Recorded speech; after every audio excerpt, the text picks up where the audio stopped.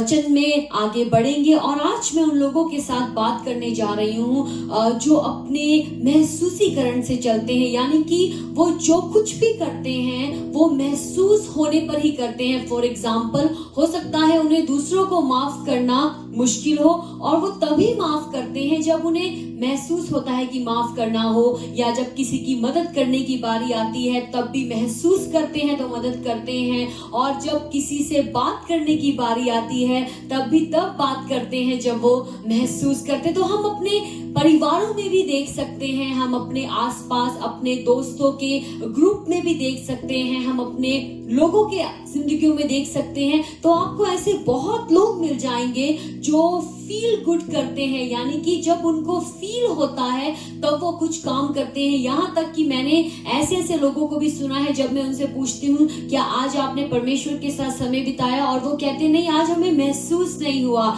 या जब मैं पूछती हूँ क्या आपने वचन को पढ़ा, क्या आपने प्रार्थना को किया जो बहुत जरूरी है, और वो लोग कहते हैं नहीं, आज हमें महसूस नहीं हुआ। तो हम देखते हैं आज हमारे इर्द गिर्द भी ऐसे बहुत उदाहरण होंगे जो लोग महसूसीकरण से चलते हैं, लेकिन वचन में कहीं भी नहीं लिखा है कि हमें जब हम महसूस करते हैं हमें तभी आगे बढ़ना है। परमेश्वर का वचन कहता है हम वो लोग हैं जो आत्मा के चलाए चलते हैं। इसलिए हम में से कोई भी ऐसा ना हो जाए जो अपनी भावनाओं के चलाए चले।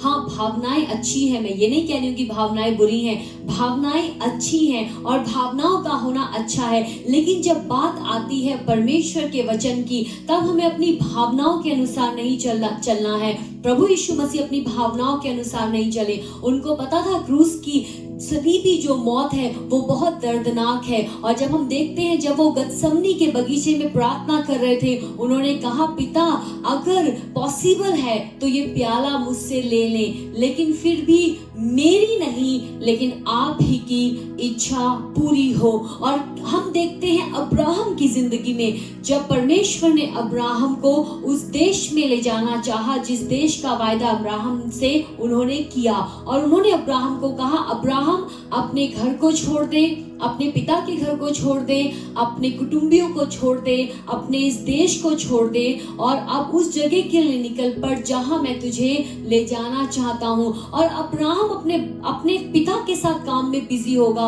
और जब अब्राहम से परमेश्वर ने ये बात कही, हो सकता है अब्राहम को भी दुख हुआ हो अपने घराने को छोड़ने का, अपने पिता के घर को छोड़ने का, लेकिन आप उस व्यक्ति की कमिटमेंट देखिए, उसने वो किया जो परमेश्वर ने उससे करने के लिए कहा। तो परमेश्वर के वचनों में ऐसे बहुत लोगों के उदाहरण हैं जिन्होंने बेशक शुरुआत में उनको मुश्किल लगा परमेश्वर की बात को मानना, लेकिन बाद में हम देखते हैं जब उन्होंने परमेश्वर की बात को माना, उनकी जिंदगियों में एक हम बदलाव देखते हैं। और केवल उनकी जिंदगियों में ही हम बदलाव नहीं देखते, लेकिन वो लोग कई कौमों में बदलाव लाने का कारण बन गए। तो आज जब आप परमेश्वर की आवाज को सुनते हैं, आज जब आप पवित्र आत्मा की आवाज को सुनते हैं, आप अपने मनों को कठोर ना करें, लेकिन अपने मनों को खोल कर बैठे और होने दें। आज परमेश्वर का वचन आपकी जिंदगी में गहराई से काम करें। तो हम वो लोग नहीं हैं जो अपनी भावनाओं से चलते हैं, लेकिन हम वो लोग हैं जो परमेश्वर के आत्मा की अगुवाई से चलते हैं। आज एक व्यक्ति के जीवन से मैं आपके साथ बात करूंगी और मैं विश्वास करती हूँ हम उसकी जिंदगी से बहुत कुछ सीखेंगे, क्योंकि अगर बाइबल में किसी व्यक्ति के बारे में जिक्र है तो उसकी कमियां भी वहां पर लिखी है और उसके सामर्थ्य भी वहां पर लिखा है। और हम देखते हैं किस प्रकार से उस व्यक्ति ने जब परमेश्वर की बातों को माना, उसने अपनी जिंदगी से वो मकसद को पूरा किया जो परमेश्वर ने उसकी जिंदगी में रखा था। बाइबल में एक वचन है, मैं पढ़ना चाहूंगी, श्रेष्ठ गीत उसका 2 अध्याय और उसकी 15 आयत। यहाँ पर लिखा है, जो छोटी लोमड़ियां दाग की बारियों को बिगाड़ती हैं उन्हें पकड़ ले। परमेश्वर का वचन हमें साफ साफ कहता है, अगर कोई ऐसी चीज है, अगर ऐसी कोई चीज है जो हमारी जिंदगी में परमेश्वर के काम को होने से रोकती है या हमें परमेश्वर की राहों में बढ़ने से रोकती हैं, हमें उन चीजों को हटाना है। वचन में लिखा है जो छोटी लोमड़ियां दाग की बारियों को बिगाड़ती है उन्हें पकड़ ले। आज बहुत लोगों की जिंदगी में छोटी छोटी लोमड़ियां हैं, वो हो सकता है फील गुड हो, यानी कि सिर्फ महसूस से ही वो चलते हैं। जब उन्हें अच्छा लगता है, परमेश्वर का वचन कुछ अच्छा करने के लिए कह रहा है, वो करते हैं। लेकिन जब उन्हें थोड़ा मुश्किल लगता है तो वो उस बात से पीछे हट जाते हैं। मैं आपको बता दूं, जब आप परमेश्वर का वचन पढ़ते हैं, जब आप प्रभु की आवाज को सुनते हैं, हो सकता है आपके लिए शुरुआत में सुनना मुश्किल हो। आपके लिए जब आप उस आवाज को सुनते हैं, आपको थोड़ा आप डिस्टर्ब हो जाएं, लेकिन जब आप उस पर बने रहते हैं, परमेश्वर आपकी जिंदगी से गहरा काम करते हैं। तो हमें अपनी जिंदगियों को जांचना है, कहीं ऐसी चीजें तो नहीं है जो हमें परमेश्वर में बढ़ने से रोकती है। एक व्यक्ति है जिसके बारे में हम पढ़ते हैं योना नबी की किताब में, और वो व्यक्ति कोई नहीं, योना है। योना नबी की किताब उसका पहला अध्याय और उसकी 1 से लेकर 3 आयत में आपके बीच में पढ़ूंगी। यहाँ पर लिखा है, यहोवा का यह वचन अमित्ते के पुत्र योना के पास पहुंचा, उठकर उस बड़े नगर निनवे को जा और उसके विरुद्ध प्रचार कर, क्योंकि उसकी बुराई मेरी दृष्टि में बढ़ गई है। परंतु योना यहोवा के सम्मुख से तर्शीश को भाग जाने के लिए उठा। अब यहाँ पर हम देखते हैं योना जो अपने घर पर है, जो अपने काम काजों में व्यस्त है, लेकिन यहोवा परमेश्वर का वचन उसके पास पहुंचता है कि उठकर जा और निनवे को जा। तो हम यहाँ पर देखते हैं किस प्रकार से परमेश्वर का वचन उसके पास पहुंचा, लेकिन वचन में साफ साफ लिखा है यहोवा ने जब योना से बात करी, योना ने क्लियरली सुना और परमेश्वर ने योना को कहा था कि निनवे को जा। लेकिन वो ये जानता था, लेकिन उसके बावजूद भी वो तर्शीश को चला गया। उसने पर्पसफुली डिसओबीडियंस किया। तो हो सकता है आज भी आप अपनी जिंदगी में बहुत कुछ जानते हो जो परमेश्वर का वचन आपको करने के लिए कहता है, लेकिन हो सकता है बहुत से लोग जो आज मुझे सुन रहे हैं वो इंटेंशनली यानी कि जानबूझकर डिसओबीडियंस करते हैं। और कई बार डिसओबीडियंस हाफ ओबीडियंस भी होता है। कई बार लोग क्या करते हैं, जब परमेश्वर कुछ करने के लिए कहते हैं वो हाफ ओबीडियंस करते हैं, जैसे योना ने किया। परमेश्वर ने उसको साफ साफ कहा निनवे को जा, लेकिन वो उठा, उसने जहाज पकड़ा, लेकिन निनवे की जगह वो तर्शीश की ओर चला गया। किसी ने कहा है जो आधी आज्ञाकारिता है वो अनाज्ञाकारिता के जैसे ही है। इसने अपनी मनमानी करी और इसको जो अच्छा लगा इसने वो किया। तब यहोवा ने समुद्र में एक प्रचंड आंधी चलाई और समुद्र में बड़ी आंधी उठी, यहाँ तक कि जहाज डूबने पर था। तो ध्यान दें, परमेश्वर को पता था योना किस तरफ भागा जा रहा है। वचन में लिखा है जो ये आंधी तूफान समुद्र में उठा, जो ये प्रचंड आंधी चली, इसके पीछे परमेश्वर का हाथ था। कई बार जिंदगियों में आंधियां चलती हैं, आपकी जिंदगियों में भी आंधियां चलती होंगी। एक आंधी होती है जो शैतान की ओर से चलाई जाती है, जैसे हम वचन में पढ़ते हैं जब प्रभु यीशु मसीह झील में जा रहे थे, वहां पर प्रचंड आंधी चली, क्योंकि उसके बाद प्रभु यीशु मसीह ने एक दुष्ट आत्मा से ग्रसित व्यक्ति को, जिसमें सेना थी, उसको छुटकारा दिया था। तो ये आंधी थी उन दुष्ट आत्माओं के द्वारा चलाई गई ताकि प्रभु यीशु मसीह उस जगह तक ना पहुंचे। और जब आप ध्यान से पढ़े, वो दुष्ट आत्माएं प्रभु यीशु मसीह को कहती हैं हमें इस कंट्री में से बाहर मत निकाल, क्योंकि वो टेरिटोरियल स्पिरिट थी, उनका उस जगह में स्ट्रॉन्ग होल्ड था और उनको पता था प्रभु यीशु मसीह उस तरफ आ रहे हैं, और वो आंधी तूफान उनको रोकने के लिए चलाया गया। लेकिन वचन में लिखा है प्रभु यीशु मसीह ने उस तूफान को शांत किया और उस व्यक्ति तक पहुंचे और उसे दुष्ट आत्मा से छुटकारा दिया। और वो व्यक्ति जब मेंटली ठीक हो गया, दुष्ट आत्मा से उसको छुटकारा मिल गया, वो गया और उसने करीब 10 नगरों में जाकर प्रभु यीशु मसीह के बारे में वचन बताया और कई और लोगों को प्रभु के बारे में वो बताता चला गया। एक बहुत बड़ा डिलीवरेंस उस व्यक्ति की जिंदगी में आया। तो एक तूफान वो है जो शैतान चलाता है रोकने के लिए, लेकिन एक तूफान वो है जो परमेश्वर चलाते हैं। और जब परमेश्वर चलाते हैं, परमेश्वर हमें रोकने के लिए नहीं चलाते, लेकिन परमेश्वर चलाते हैं ताकि हम परमेश्वर के मकसद में फिर से आ जाएं, हम सही ट्रैक पर आ जाएं। अगर कोई रास्ता भटक गया है, परमेश्वर चाहते हैं कि वो सही रास्ते में आ जाएं। तो यहाँ पर जो तूफान चलाया जा रहा था, योना को डुबाने के लिए नहीं था, लेकिन ये परमेश्वर की ओर से था। ये इसलिए था ताकि परमेश्वर का मकसद योना की जिंदगी में पूरा हो और योना उन लोगों के लिए आशीष का कारण बन सके। तो हमें डिसर्न करना है कि ये तूफान किसकी ओर से, अगर शैतान की ओर से है तो उसको थम जाने की आज्ञा दे, लेकिन ये परमेश्वर की ओर से है अगर, तो होने दे। परमेश्वर हमें इस तरीके से इस तूफान से निकालकर उस जगह पर पहुंचा दे जहां पर वो हमें पहुंचाना चाहते हैं। और योना को इसके बारे में सब पता था। एक वचन मैं आपके बीच में पढ़ूंगी और ये इसी अध्याय में है, पहला अध्याय योना की किताब में और उसका 10 आयत। तब वे निपट डर गए और उससे कहने लगे, तूने ये क्या किया है?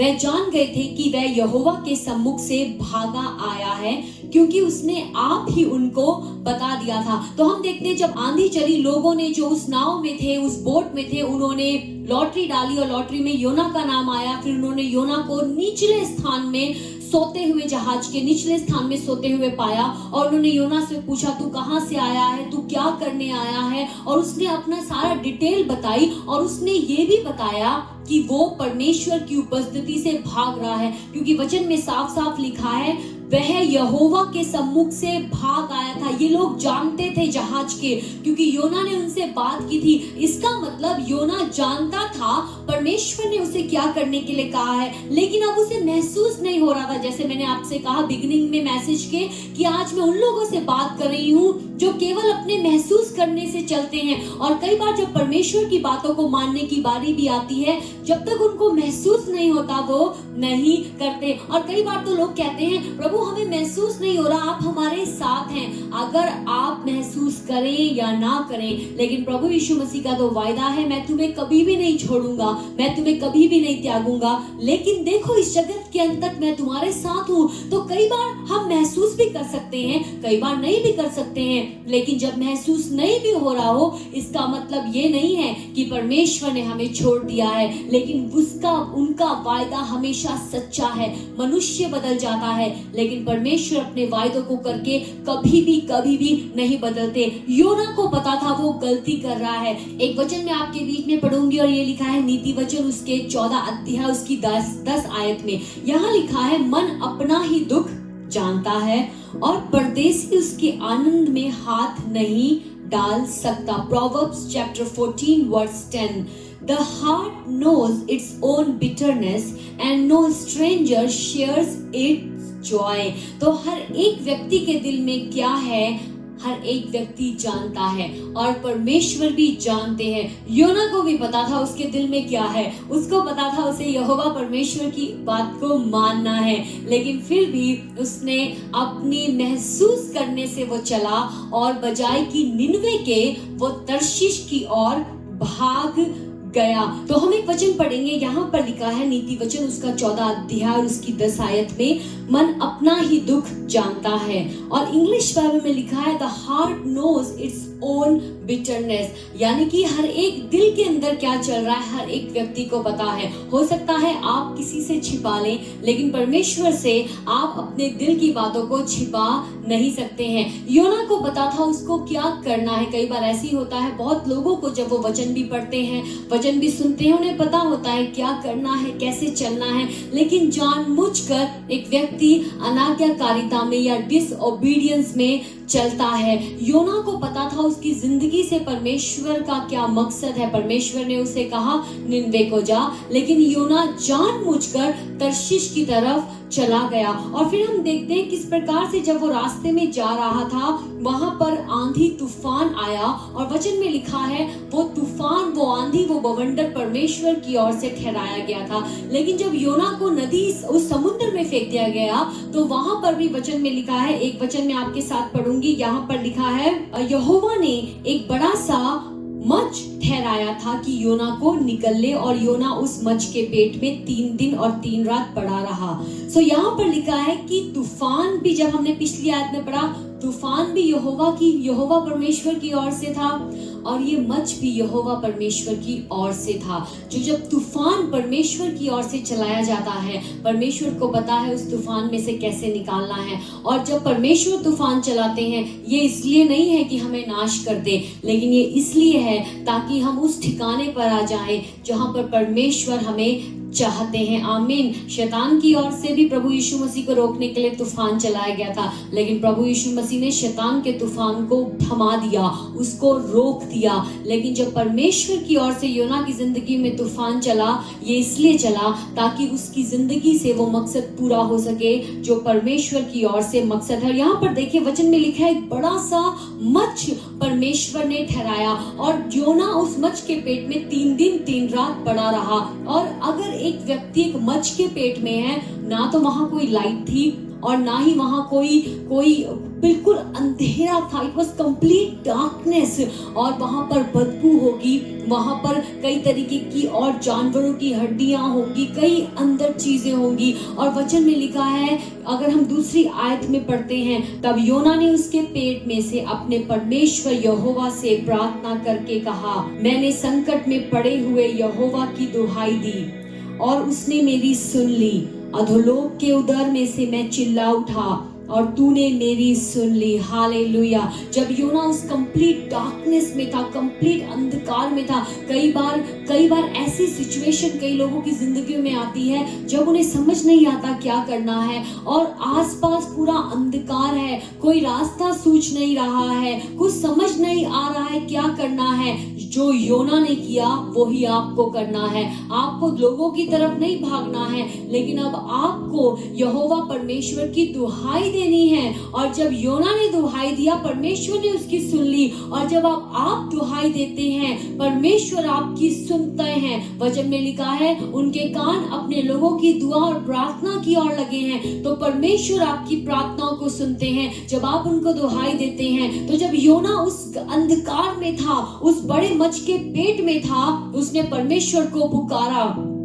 और जब परमेश्वर को पुकारा, परमेश्वर ने उसकी सुन ली। क्योंकि वचन में पता क्या लिखा है? वचन में लिखा है, अगर हम पढ़ते हैं भजन संहिता उसका 18 अध्याय और उसकी 11 आयत, बुक ऑफ साम चैप्टर 18 वर्स 11, उसने अंधियारे को अपने छिपने का स्थान और अपने चारों ओर मेघों के अंधकार और आकाश की काली घटाओं का मंडप बनाया है।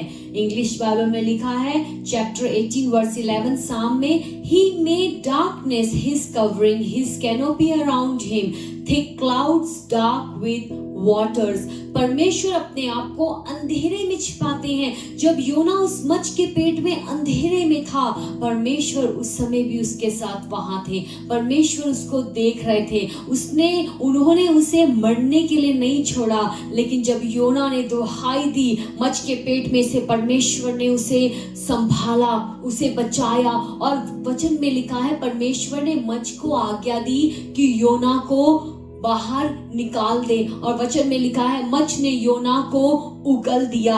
आमीन। और कई बार ऐसा होता है जिंदगियों में कि लगता है कुछ भी समझ नहीं आ रहा है, लगता है अंधकार है, लगता है चारों ओर से आंधी और तूफान चल रहे हैं। लेकिन एक बात मैं बता दूं, ये समय है परमेश्वर को दुहाई देने का। और मैं आपको ये बताना चाहती हूँ, परमेश्वर आपसे बहुत प्यार करते हैं और वो आपको कभी भी नहीं छोड़ते हैं। आमीन। एक बहुत खूबसूरत एक बहुत खूबसूरत प्रोसेस है जिसके बारे में हम देखते हैं, और वो है तितली बनने का। और उसमें सबसे पहले एक अंडा होता है, यानी कि एग होता है, और उसके बाद फिर कैटरपिलर उस अंडे में से निकलता है। और वो कैटरपिलर पेड़ की टहनियों पर पत्ते खाता है, और एक कुछ समय के दौरान उसके बाद वो अपने मुंह से सिल्क निकालता है, और वो सिल्क के इर्द गिर्द पूरा उसको अपने आप को सिल्क से कवर करता है, और एक ऐसी स्टेज में चला जाता है जहां पर वो बिल्कुल अकेला है, जहां पर वो बिल्कुल अंधकार में है। लेकिन वो कुछ समय वेट करता है, और जब वो वेट करता है, उस प्रोसेस से निकलने के बाद, ध्यान दें, उस प्रक्रिया से निकलने के बाद वो कैटरपिलर एक बहुत खूबसूरत तितली में बदल जाता है। आमीन। वो क्योंकि अगर वो उस प्रोसेस से नहीं जाएगा, उस अंधकार के पीरियड में से, वो कभी भी तितली नहीं बन सकता है। इसी प्रकार से हम देखते हैं आज आपकी जिंदगी में भी ऐसा हो सकता है कि आपको लग रहा हो आप एक अंधकार भरे सफर में से जा रहे हैं, लेकिन याद रखें परमेश्वर आपको कुछ बना रहे हैं। परमेश्वर आपकी जिंदगी में काम कर रहे हैं, परमेश्वर आपको देख रहे हैं। उन्होंने योना को उस मच्छ के पेट में नहीं छोड़ दिया मरने के लिए, लेकिन परमेश्वर ने योना को बचाया। इसी प्रकार से परमेश्वर आपको नहीं छोड़ेंगे, लेकिन वो चाहते हैं कि आप ऊंचाइयों पर उड़ो। लेकिन तितली बनने से पहले, जैसे मैंने आपको कहा, तितली बनने से पहले उस प्रक्रिया में से जाना बहुत जरूरी है। सेम वे, अगर परमेश्वर आपकी जिंदगी में आज काम कर रहे हैं, तो अपनी जिंदगी में अगर हम चाहते हैं आगे बढ़ना, हो सकता है आज परमेश्वर आपको उस प्रक्रिया में से ले जा रहे हो। आज परमेश्वर आपको उस अंधेरे में रख रहे हो जहां पर वो आपको बना रहे हैं, जहां पर वो आपकी जिंदगी में काम कर रहे हैं। इसलिए डरे मत, क्योंकि परमेश्वर आपके साथ है। योना को परमेश्वर ने नहीं छोड़ा। लेकिन जब हम आगे बढ़ते हैं, यहाँ पर लिखा है, हम आगे पढ़ेंगे योना नबी की किताब और उसके 3 अध्याय में। यहाँ पर लिखा है, तब यहोवा का यह वचन दूसरी बार योना के पास पहुंचा। इसका मतलब, अगर आपने परमेश्वर के साथ पहला एनकाउंटर मिस कर दिया है, परमेश्वर आपको रिविजिट करने जा रहे हैं। परमेश्वर आपसे फिर से बात करने जा रहे हैं। आपको लगता हो मैंने प्रभु की बात को नहीं माना, मैंने अपनी मनमानी करी। आप हताश मत हो, लेकिन परमेश्वर आपसे बात करने जा रहे हैं।